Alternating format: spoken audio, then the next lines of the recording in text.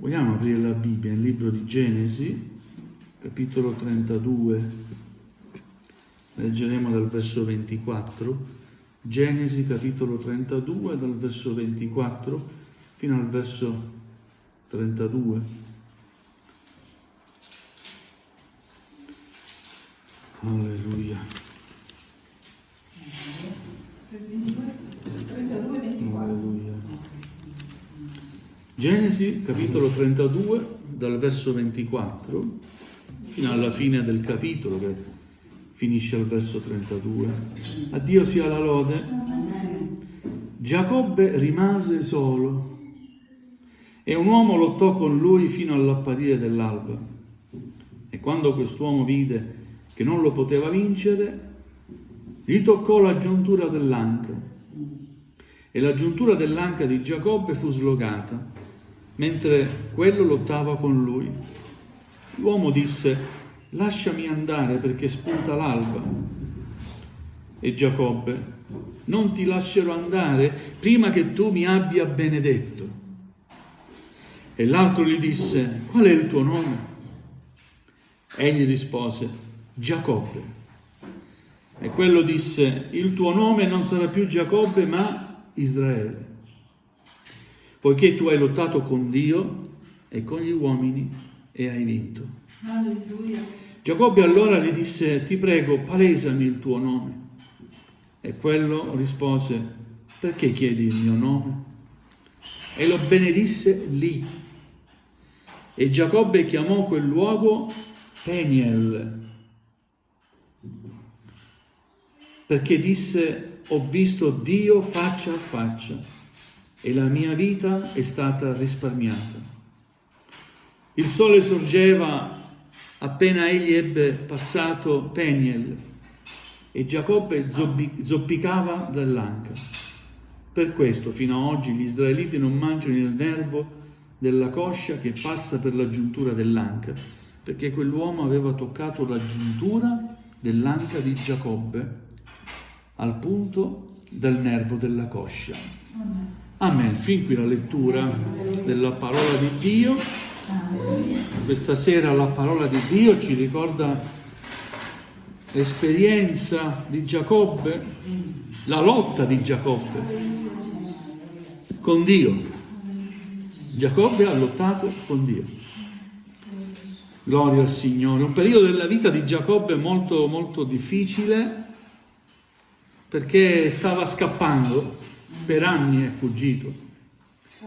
Prima si è rifugiato da Labano, credo fosse lo zio, lì ha preso moglie, 2 mogli in verità, e poi ha continuato a camminare, a fuggire dal fratello Esaù, fratello gemello, che voleva vendicarsi.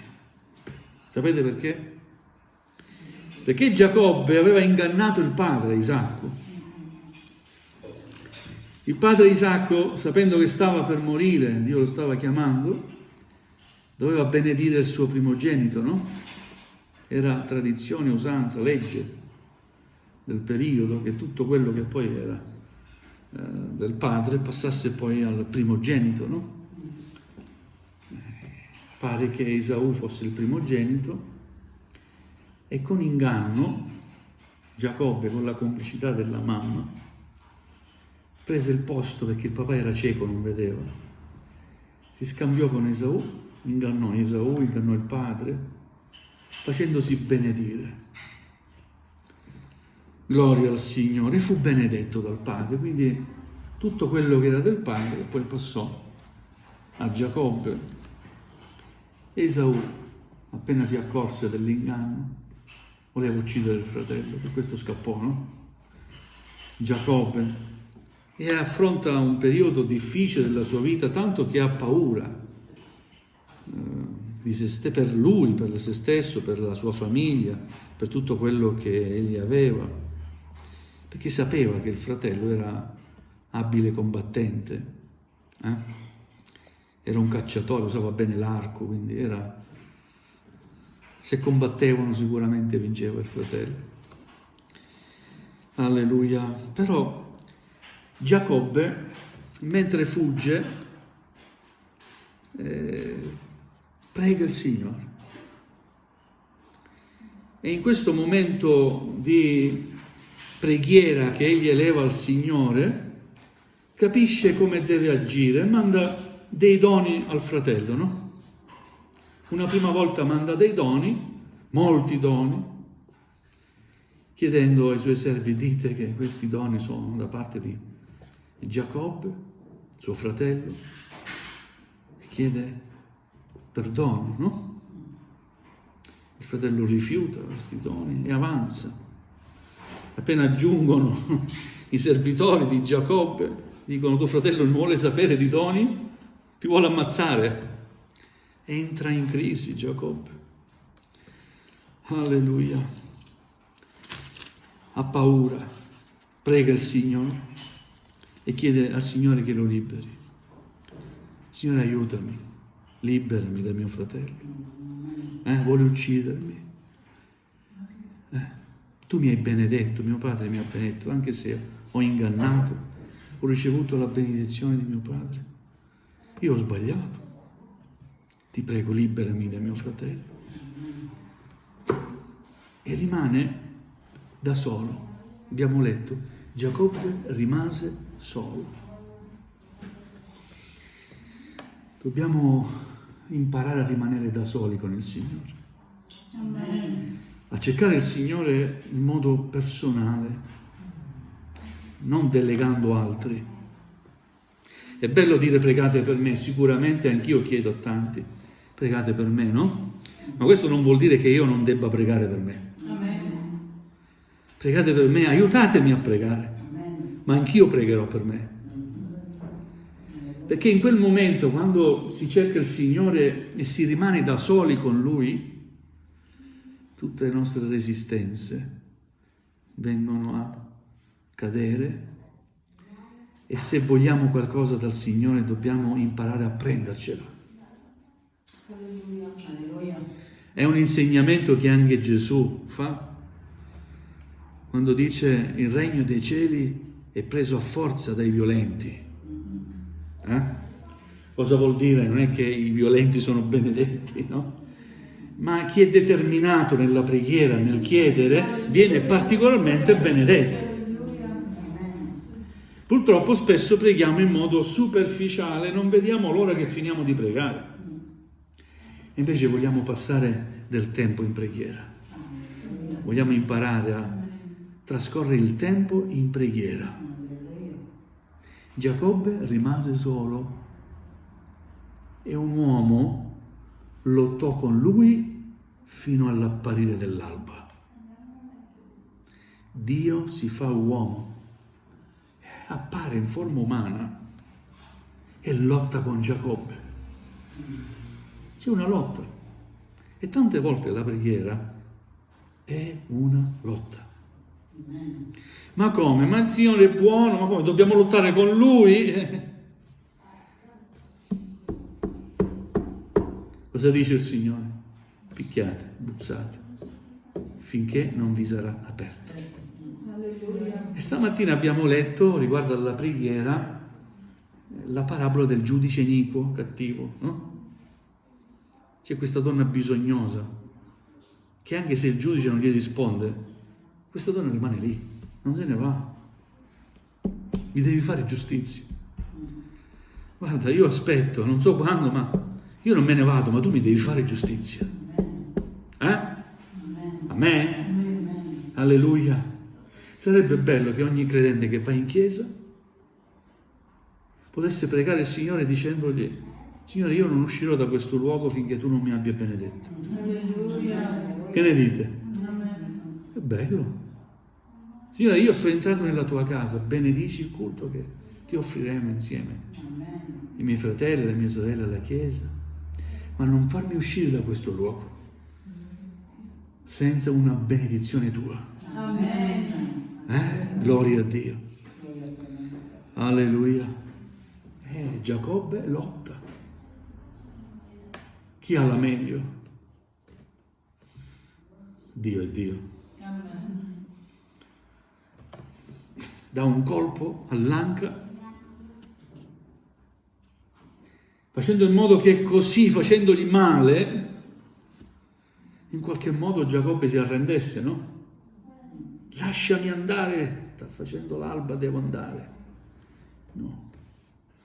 Nonostante avesse dolore, io non ti lascerò andare. Lasciami andare perché spunta l'alba. Non ti lascerò andare prima che tu mi abbia benedetto. Alleluia. Non ti lascerò andare, fammi del male, tutto il male che vuoi, ma io non ti lascerò andare. Alleluia. E qui interviene il Signore. Si lascia andare il Signore, dà la sua benedizione. Qual è il tuo nome? Il mio nome è Giacobbe. Questa è la benedizione, cambia il nome. Ma nel cambiare il nome cambia la persona. Perché quando il Signore interviene nella nostra vita, cambia tutto che è in noi. Tutto quello che in noi cambia. È vero. Adesso abbiamo un nome nuovo in cielo. Non sono più il Marco di prima, perché da quando ho incontrato il Signore, Marco è un altro Marco. E come mi chiamerà il Signore? Non lo so. Un cantico dice c'è un nome nuovo ora scritto in cielo. In gloria è il mio, no? Ma l'Apocalisse ci dice che c'è un libro. E il nostro nome è scritto in quel libro. Quel libro è custodito dall'agnello. E chi è l'agnello? Sarà il nostro Signore Gesù. Lui ha il suo registro e appunta ogni cosa. Il tuo servizio, il mio servizio, non è in vano, sapete? Ricordati del mio servizio, Signore. Tante volte mi viene, Signore, ricordati di quanti sacrifici, di quante rinunce, nulla è vano. Alleluia. Quindi non perdiamoci d'animo, sembra che non facciamo nulla, non lo stiamo facendo. Nel nostro piccolo stiamo servendo il Signore. Nel nostro piccolo, nel campo di attività che ci è stato dato, stiamo onorando il Signore. Il nostro nome è scritto nel cielo. Gloria a Dio. Alleluia. E Dio dà una benedizione meravigliosa a Giacobbe. Non sei più Giacobbe. Questa è la mia benedizione. Adesso il tuo nome è Israele, che vuol dire colui che lotta con Dio e vince. Perché hai avuto questa determinazione. Quindi, gloria a Dio. Adesso il tuo nome cambia. Non sarai più ricordato come l'uomo che ha ingannato il padre, che ha ingannato il fratello, che ha ingannato tutti. Adesso sei il principe di Dio. Volendo anche parafrasare, il principe di Dio, colui che è stato benedetto da Dio. E da te, quella promessa fatta da Abramo avrà effetto. Israele, da te uscirà una nazione, disse Dio da Abramo, vero? Abramo, Isacco, Giacobbe, Israele. Gloria al Signore. Alleluia. Qual è il tuo nome? Dice Giacobbe a Dio. Perché vuoi sapere il mio nome? E qui non c'è più risposta, no? Giacobbe non risponde. Hai lottato con me, mi hai conosciuto e mi hai visto faccia a faccia. A cosa serve il mio nome? Perché vuoi sapere il mio nome? So che il nome di Dio è meraviglioso. Amen. Ma il nome di Dio vuole essere rivelato nella nostra vita. Il nome di Dio è meraviglioso ed è bello che si rivela il suo nome in noi. Poterlo chiamare per nome e avere una confidenza molto personale con Lui. Amen. E vogliamo essere intimi il più possibile con il Signore. Amen. Alleluia. Dio lo benedisse lì, in quel luogo. E Giacobbe chiamò quel luogo Peniel, che vuol dire faccia di Dio. Perché? Perché disse: ho visto Dio faccia a faccia e sono ancora vivo. Nessuno può vedere Dio. Giacobbe ci ha pure lottato. Gloria al Signore, ed è rimasto vivo. Alleluia. Da quel momento cambia. Giacobbe e Israele trova forza per continuare a mandare doni al fratello e manda 3 schiere di doni. Continua a mandare dei doni al fratello. Divide il suo popolo in 2 parti, perché pensava: se mi attacca e sconfigge una parte, ci sarà qualcuno che rimarrà in vita, una seconda parte, un residuo che continuerà, no? Ma continua a mandare dei doni al fratello, 3 schiere di doni. Alleluia. E tra una schiera e l'altra c'è un intervallo di spazio, di tempo, per dargli tempo affinché lui potesse ancora avvicinarsi, ma soprattutto affinché il fratello potesse riflettere su quell'odio che egli aveva per Giacobbe, che non esisteva più Giacobbe, adesso c'era Israele. Alleluia. Alla fine c'è una bella riconciliazione, è una bella storia. I 2 fratelli si riconciliano. Perché quando Dio benedice fino in fondo. Non solo ha cambiato il nome a Giacobbe chiamandolo Israele, ma ha fatto in modo che Esaù potesse riconciliarsi con il fratello. Ed è meraviglioso questa riconciliazione, quest'amore che supera ogni divergenza. Non è che Esaù avesse tutti i torti, voglio dire, è stato in fondo anche rubato la sua primogenitura, ma io credo che tutto vada secondo il piano di Dio. Io credo che Dio aveva deciso di benedire comunque Giacobbe. E uno decide: ma siamo noi? No, le cose vanno perché devono andare in un certo modo, no? E alla fine, gloria a Dio, se c'è Israele, vuol dire che le cose devono andare così. Alleluia. Una cosa però è certa: quando preghiamo dobbiamo essere determinati. Amen. Come lo fu Giacobbe. Io non ti lascerò andare, Signore. No, non ti lascerò, io non smetterò di pregare questa sera finché tu non mi abbia benedetto. Vuoi che il Signore ti benedica? Cerca la benedizione che viene da Lui. Amen. Se è necessario, lotta con Dio. Ma la lotta con Dio, in effetti, è una lotta contro noi stessi.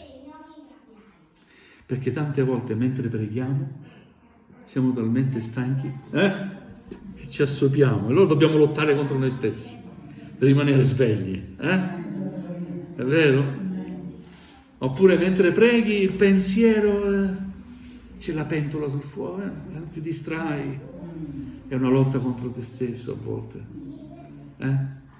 Dio vuole benedirci.